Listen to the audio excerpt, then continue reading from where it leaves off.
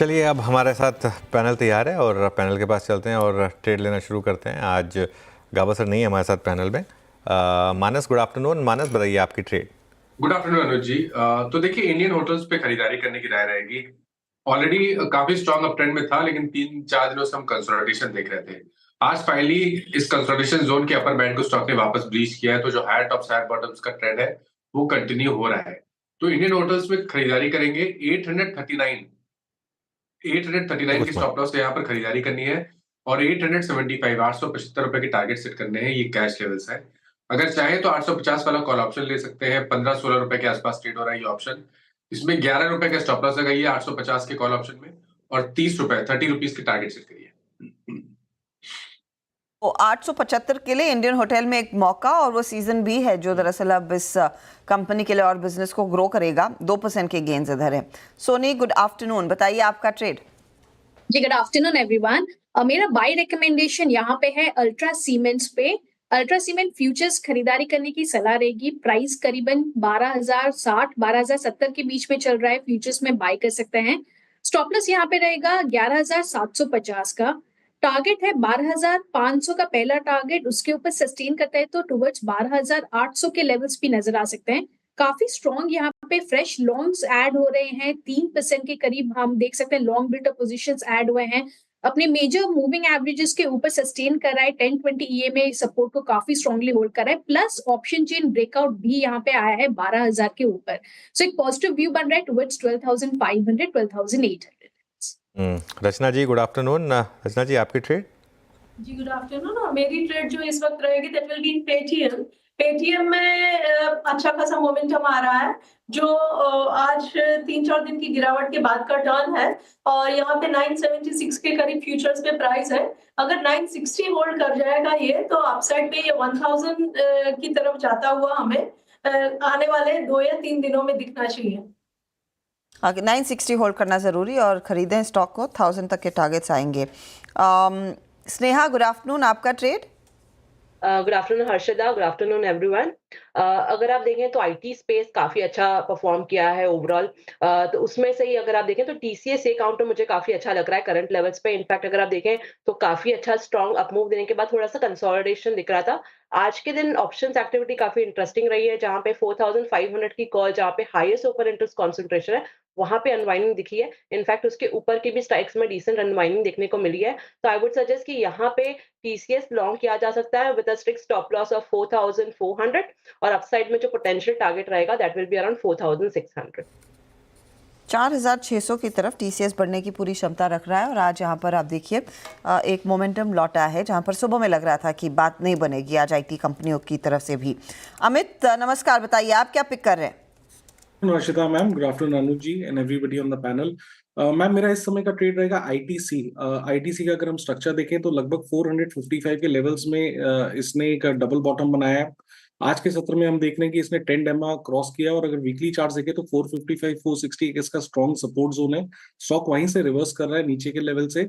और आज के सत्र में ये भी देखा जा रहा है कि वॉल्यूम्स काफी स्ट्रॉन्ग है यहाँ पे, तो इसे बाय करें। स्टॉप लॉस रहेगा 465 का और हमारे टारगेट्स रहेंगे 485 रुपए के। ओके, अब चलते हैं राजेश अग्रवाल के पास। Rajesh ji, good afternoon. राजेश जी, बताइए आपके पिक। गुड आफ्टरनून अनुज जी, हर्षदा जी, बाकी भी जो पैनल में मित्रगण है, सबको नमस्कार। बाजार शानदार रिकवरी दिखाया। मैंने एक्सपेक्टेड ही नहीं था कि आज फ्राइडे द 13th होने के बाद ऐसा कुछ देखेंगे। और पिक की बात अगर की जाए तो मैं समझता हूँ कि इस वक्त डिफेंस पे थोड़ा सा ध्यान देना चाहिए, क्योंकि हमने देखा है कई तरह के कट आते हुए स्टॉक प्राइसेस में, बावजूद इसके कि ऑर्डर बुक अच्छी थी। तो इस सेक्टर से हमने हैल को चुना है। अगर आप देखो तो वन स्टॉप शॉप है इंडिया की डिफेंस एविएशन नीड्स के लिए, जहां डिजाइनिंग, मैन्युफैक्चरिंग, रिपेयरिंग सारे ही काम करते हैं, एयरक्राफ्ट, हेलीकॉप्टर्स और उनके इंजन्स के। मेड इन इंडिया की जो पाइपलाइन और मार्केट एक्सेस है उसके लिए ये बहुत उपयुक्त स्टॉक है। दूसरी तिमाही में रेवेन्यू देखेंगे तो 6% के आसपास बढ़ा था, बॉटम लाइन 21% बढ़ा हुआ था। सबसे अच्छी बात यह है कि ऑर्डर बुक बहुत स्ट्रांग है। सितंबर के अंत में 1,20,000 करोड़ के आसपास की ऑर्डर थी और अभी हाल ही में इन्होंने 13,500 का एक नया कॉन्ट्रैक्ट डिफेंस सप्लाई के लिए 12 Su-30 MKI एयरक्राफ्ट के लिए किया है। मुझे लगता है ये स्टॉक 5700-5800 रुपए आने वाले दिनों में बिल्कुल हो सकता है, तो यहाँ पे खरीदारी की सलाह। ओके निफ्टी में अब मीनवाइल 180 पॉइंट की तेज़ी और अब कुछ और स्टॉक्स एक बार आईटीसी लेकर आइए ज़रा स्क्रीन पर इंट्राडे में। और देखिए ये सारे के सारे स्टॉक्स जो हैं कि किस तरीके से भागे हैं। अगेन हजदा, अब क्यों भागा आईटीसी? ये जिस तरीके से भागा आईटीसी 4-4.5% इंट्राडे में भाग गया, स्टेट बैंक ऑफ इंडिया इस तरीके से भाग गया। ये प्योर एक्सपायरी, ये प्योर सेंसेक्स एक्सपायरी वाले मूव्स हैं। जितने भी मूव्स हैं ये प्योर सेंसेक्स एक्सपायरी वाले मूव्स हैं। अब एक तरीका इस मार्केट को देखने का ये हो सकता है कि हाँ, सुबह निफ्टी ने एक क्रूशल लेवल को तोड़ा और उसको ऑलमोस्ट ब्रेक किया और रिकवरी आई, तो वो बहुत शानदार रिकवरी हो गई मार्केट के लिए। वो बात सही है, लेकिन जो इसमें बेसिक थीम है, आज ट्रस्ट मी बहुत से रिटेल लोगों का मार्केट के ऊपर से ट्रस्ट उठा होगा। आज जिस तरीके से मार्केट घुमा है, जी हाँ, जिस तरीके से दोनों तरफ मार्केट गया है, और ये मेरा मानना ये है कि मार्केट सिर्फ बिग प्लेयर्स के लिए नहीं होनी चाहिए। Big players with deep pockets, अब अगर इस तरीके से, हाँ आप ये कह सकते हैं कि देखिए हमने तो सबको बोला हुआ है रिटेल को कि 90% ट्रेडर्स पैसा लूज़ करते हैं, आप ध्यान से करिए, लेकिन वो कोई सॉल्यूशन नहीं है। ये मतलब अगर ये प्योर मूव्स जो हैं वो सिर्फ ऑप्शन से रिलेटेड मूव्स हैं और सिर्फ मार्केट को 4-5 स्टॉक्स के थ्रू इंडेक्स को मैनेज किया जा रहा है अगर, तो मुझे लगता है कि सेबी को फिर ज़रूरत है पता करने की, थोड़ा सा ये कौन से हेज फंड्स हैं, किस तरीके की स्ट्रैटेजीज यूज़ हो रही हैं, कितना पैसा बनाया जा रहा है ऑप्शन में, ये सब पता करने की ज़रूरत है, क्योंकि मार्केट को क्लियरली कॉर्नर किया जा रहा है। बिल्कुल, मैं ये नहीं कह रहा हूँ, देखिए इसमें इलीगल कुछ भी नहीं है। मैं ना एक चीज़ बार बार कहता हूँ, मैंने पहले भी कभी नहीं कहा कि ये इलीगल है। मैंने हमेशा ये कहा है कि इसमें फंसता रिटेल है, इसमें फंसता छोटा ट्रेडर है। अब आप कह सकते हैं कि छोटा ट्रेडर फिर ट्रेडिंग ही क्यों कर रहा है, ये तो कोई बात नहीं हुई, ये तो वो क्यों नहीं करे भाई छोटा ट्रेडर, लेकिन अब वो उसकी पॉकेट्स इतनी डीप नहीं है, उसका स्टॉप लॉस इतना डीप नहीं है। आज दोनों तरफ स्टॉप लॉस लगे होंगे लोगों के, ट्रस्ट मी। ये मुझे बस लग रहा है कि थोड़ा सा आज इस वजह से थोड़ा सा मन खट्टा हुआ है इसको लेकर। ओके जी हाँ, थोड़ा सा मूड बिगड़ा है। और ऑनेस्टली अनुज, आज सुबह जब हम 10:30 बजे उठे थे, मुझे यही लग रहा था कि 2 बजे के शो में फिर कैसे बैठेंगे अगर मार्केट की वैसी तस्वीर होती। Exactly. उसको लेकर आप सोचिए कितना तनाव हमें हो गया था, despite just commenting on the market. आप लोगों की पोजीशंस तो होती हैं, तो आई एम श्योर उसका ज़्यादा ही पेन प्रेशर आप लोगों ने झेला होगा। ट्रेड्स जहाँ पर एक क्लियर कट स्विंग देखने को मिला है, उस पर फोकस करते हैं। और उनमें आप देखिएगा काफ़ी इंटरेस्टिंग मूव्स बैंकों में उभर कर आया। इस पर आगे डिटेल में बातचीत भी करेंगे, लेकिन एक बार वेरी क्विकली मानस, क्योंकि हमने सुबह में HDFC बैंक की बात की थी और ये थोड़ा सा स्ट्रॉन्गर काउंटर रहा है पिछले कुछ ट्रेडिंग सेशंस में। आज का डिप और आज का करेक्शन देखकर आई एम नॉट श्योर आप लोग क्या ट्रेड समझें, लेकिन एक ब्रॉडर पर्सपेक्टिव इस बैंक में क्या बन रहा है, चार्ट किस तरफ जाएगा, अज्यूमिंग आज का लो मानकर चले। बिल्कुल, तो देखिए चार्ट तो डेफिनेटली पॉजिटिव है और आज जब डिप देखने को मिला तो भी 20-डे मूविंग एवरेज को टेस्ट तक नहीं किया HDFC बैंक ने, तो ये दर्शा रहा है कि स्टॉक में काफी स्ट्रेंथ है, कंसोलिडेशन है और केवल एक ब्रेकआउट की जरूरत है। 1880 रुपए के ऊपर मेरे ख्याल से 1960 तक के भाव आपको देखने को मिल सकते हैं। और अभी भी करंट लेवल्स पे भी जिस तरह के पैटर्न बन रहे हैं, मेरे ख्याल से 1 से 2 दिनों में ही आपको ब्रेकआउट देखने को मिल जाएगा। तो अगर एक ट्रेड लेना होगा तो लॉन्ग साइड पे 1830 के स्टॉप लॉस के साथ एक लॉन्ग पोजीशन बनानी है, जहां आप अपनी टारगेट सबसे पहले तो 1920 और उसके बाद 1960 के रख सकते हैं। ओके, चलिए HDFC बैंक पर होगी बात। अब एक काम करते हैं, एक और सेक्टर की बात करते हैं, मेटल्स। मार्केट में रिकवरी, लेकिन मेटल्स में अभी भी थोड़ा दबाव है। मेटल्स में किस तरीके की गिरावट आई है और क्या है ग्लोबल कनेक्शंस, ये समझते हैं श्रेया से। Shreya, good afternoon. Good afternoon sir. Clearly market में रिकवरी देखने को मिल रही है, साथ ही मेटल सेक्टर में भी थोड़ी रिकवरी आई है। शुरुआत में जब मैंने दोबारा इस पर लिंक किया तो 2.5% तक ये सेक्टर डाउन था, लेकिन अब भी 1% की गिरावट इस पर्टिकुलर सेक्टर में हमें देखने को मिल रही है। शुक्रवार की गिरावट यानी आज की गिरावट के साथ ही 6 दिन के लगातार तेजी पर रोक लगा है इस इंडेक्स का। साथ ही कुछ ऐसे काउंटर्स हैं जहां बहुत ज्यादा डेंट पड़ता दिखा है। सेल जैसा स्टॉक 4.5% से ज्यादा डाउन हो गया। और निफ्टी के लूजर्स पर अगर नजर डालेंगे आप तो JSW steel, Tata steel, Hindalco जैसे स्टॉक टॉप लूजर्स में शामिल है निफ्टी के। लेकिन सवाल ये कि आखिर मेटल सेक्टर पे डेंट पड़ा क्यों, तो कई सारे फैक्टर्स हैं। शुरुआत चाइना से करेंगे। देखिए, चाइना में इकोनॉमी सुस्ताई है जिसकी वजह से इस सेक्टर पर दबाव देखने को मिल रहा है। साथ ही डिमांड में कमजोरी आई है, स्टील की डिमांड में कमजोरी आई है, इसने भी सेक्टर को ड्रैग किया है। इसके अलावा आपको याद होगा कि कुछ दिन पहले चाइना ने राहत पैकेज का ऐलान किया था, उस पर भी कोई क्लैरिटी फिलहाल अभी दिख नहीं रही है। अब आते हैं यूएस कनेक्शन पे। अमेरिका में महंगाई अनुमान से ज्यादा है। पीपीआई अपनी स्क्रीन पे आप देख सकते हैं कि पीपीआई 0.40% था, जबकि अनुमान इसका 0.20% रहा है। मंथ ऑन मंथ बेसिस में इसमें इजाफा देखने को मिला है। साथ ही सालाना आधार पर भी प्रोड्यूसर प्राइस इंडेक्स में इजाफा देखने को मिला है, 3% हो गया है, जबकि अनुमान मात्र 2.5% का था। इसके अलावा क्रिस्टोफर वॉलर जो कि फेड बोर्ड ऑफ गवर्नर्स के सदस्य हैं, उन्होंने कुछ बात कही है जिस पे मेटल सेक्टर पर दबाव देखने को मिला है। उन्होंने कहा है कि पीपीआई के आधार पर वो अब ये फैसला करेंगे कि ब्याज दरों में कटौती होगी कि नहीं। और देखिए, अमेरिका में महंगाई सिरदर्द है, इसलिए ब्याज दरें में कमी को लेकर अब एक असमंजस पैदा होती जा रही है और पीपीआई भी 3% पे है, अनुमान से ज़्यादा। तो ये सब तमाम फैक्टर्स हैं जिसने मेटल सेक्टर को कहीं ना कहीं ड्रैग किया है। ओके, तो कई सारे कारण और कई ग्लोबल कारण हैं जिसके चलते वो मेटल्स में क्लियरली दबाव बनता दिखाई दिया है। शुक्रिया श्रेया इस अपडेट के लिए। अच्छा, मेटल्स में सुबह में हमने शॉर्ट कॉल्स लिए थे, चाहे वो एनएमडीसी हो, चाहे वो जेएसडब्ल्यू स्टील हो, टाटा स्टील जैसे काउंटर्स हो, सब में अच्छी खासी बिकवाली देखने को मिली है। अब सवाल ये है कि वो बिकवाली आगे क्या परसिस्ट करें? क्या आप ये सोमवार के लिए पोजीशन शॉर्ट वाली कैरी करेंगे या नहीं? टाटा स्टील, जेएसडब्ल्यू स्टील जैसे काउंटर्स जो काफ़ी आज नरम है, 1-1.5% तक का नुकसान देखने को मिला है। रचना, आपकी सलाह क्या होगी?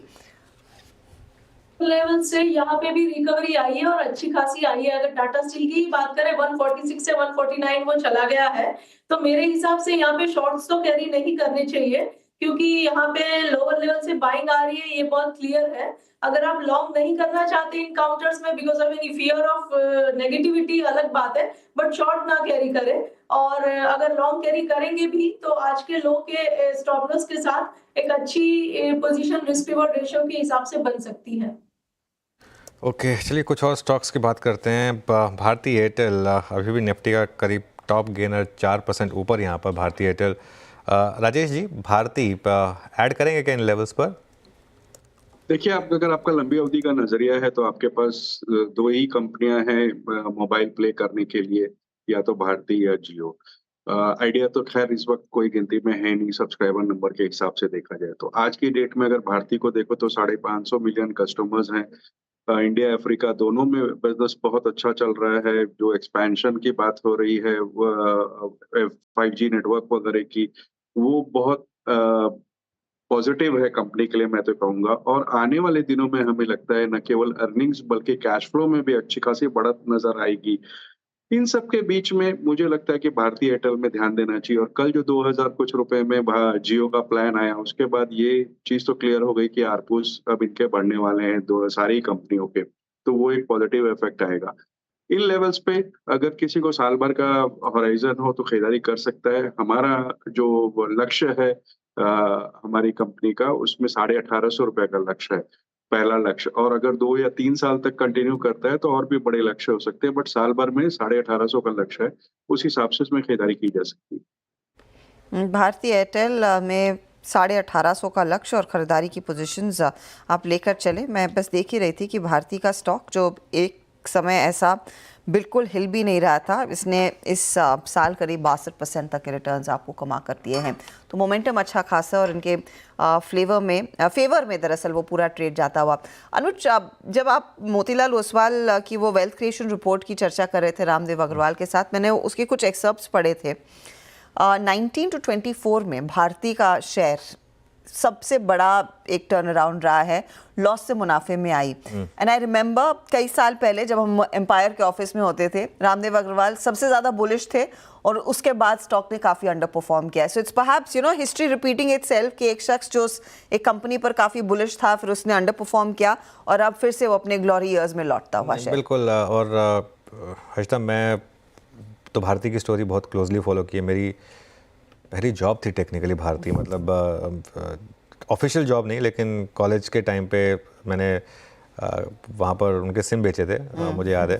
तो एक सिम बेचने का 500 रुपये मिलता था, मुझे याद है। तो उसमें एक बार मैंने महीने में 3 सिम बेच दिए थे, तो 1500 रुपये उस समय कॉलेज स्टूडेंट्स के लिए बहुत पैसा होता था। बहुत ज़्यादा। तो और प्लस पेट्रोल का पैसा अलग मिलता था। तो एक ऐसी कंपनी थी, आई थिंक शायद 35 रुपये पे IPO आया था इसका शायद, और एडजस्टेड, और वो 25 तक गिर गया था, वहाँ लिया था रामदेव जी ने। और ये एक ऐसी कंपनी है जिसने खुद कभी कुछ गलत नहीं किया।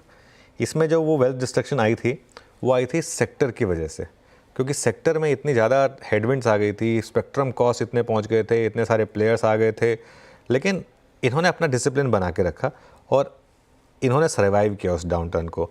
और अगर आप एक डाउन टर्न को सर्वाइव करते हैं तो नॉर्मली अगले अप साइकिल में आप बहुत पैसा बनाते हैं, जो भारती कर रहा है बेसिकली। और आई थिंक ये एक रीज़न है कि भारती ने पिछले 6 महीने कह रहा हूँ, पिछले 2 साल में जिस तरीके का पैसा बना के दिया, 600 पे एक बार ही रुका था जब इसके प्रमोटर्स ने हिस्सा बेचा था, और 600 से फिर वापस 400 तक गया था, उसके बाद नहीं रुका ये, 400 से फिर सीधा 1600। और आई थिंक मैं और वीरू जब साथ में शो किया करते थे तो मैं एक बात बोली थी वीरू को कि भारती को मैं 2000 रुपये पे देखता हूँ, तब 300 से 400 रुपये का भाव था, अब ज़्यादा दूर रह नहीं गया 2000 से। और मेरा ये मानना है कि ये एक ऐसा स्टॉक है जो अगले 10 साल में आपको 5 डिजिट का भी होगा, 10,000 का भी रेट आपको दिखाएगा, क्योंकि एक ऐसी इंडस्ट्री में अब ये डिओपोली है जहाँ पर इसके बिना किसी का काम नहीं चलता है।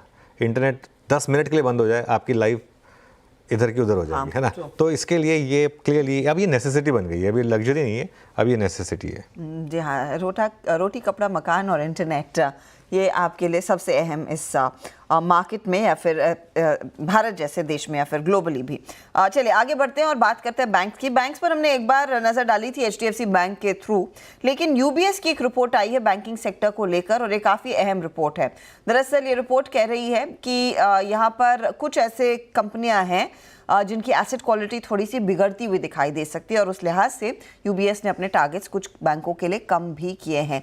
क्या चिंताएं हैं UBS की? एग्जैक्टली इस समय क्या हो रहा है मार्केट में जो एक थोड़ा सा आप कह सकते हैं काले बादल लेकर आ सकता है सेक्टर पर? कंचन के पास चलते हैं। कंचन बताइए। Good afternoon. First of all ma'am, UBS की माने तो 3 बैंक इनकी रडार पे हैं जहाँ पे इन्होंने अपने टारगेट को कट किया है। The first one is IndusInd bank, साथ में एक्सिस बैंक और साथ ही साथ AU स्मॉल फाइनेंस बैंक। सबसे पहले बात कर लेते हैं इंडसइंड बैंक की, जहाँ पे इन्होंने 1350 से जो टारगेट कट किया है और अब कर दिया है 1150 का। इनका कहना है कि इसके इन्होंने इनफैक्ट इनके EPS में भी कटौती की है 5% की और 6% की फिस्कल ईयर 25 और 26 के लिए। एक्सिस बैंक के टारगेट 1250 से 1210 कर दिए गए हैं, और the same time AU small finance में 750 से 640 कर दिए गए हैं। लेकिन इनकी टॉप पिक में 3 बैंक शामिल है, जिसका नाम है HDFC बैंक, ICICI बैंक और साथ ही साथ फेडरल बैंक। इनका कहना है कि जो कमर्शियल व्हीकल है और बिजनेस लोन है, उनके लिए जो नॉन परफॉर्मिंग लोन्स का रेशियो है वो कहीं ना कहीं बढ़ता जा रहा है, जो कि खतरा बन के सामने आ सकता है। रिसेंट क्वार्टर्स में अगर हम देखें तो डिसंबर्समेंट के स्टैटिक पूल एनालिसिस से जो पोर्टफोलियो क्वालिटी में गिरावट हुई है, ये भी एक बड़ा चिंता का विषय है। इनफैक्ट जो NPL है उसके बढ़ने की संभावनाओं को ध्यान में रखते हुए जो क्रेडिट कॉस्ट एस्टिमेट है उसको भी 2 से 25 बेसिस पॉइंट्स तक बढ़ा दिया गया है। तो ये कुछ फैक्टर्स हैं जिनके चलते ये रेट कट और टॉप बिग बन के सामने आए हैं कुछ बैंक्स। ओके, तो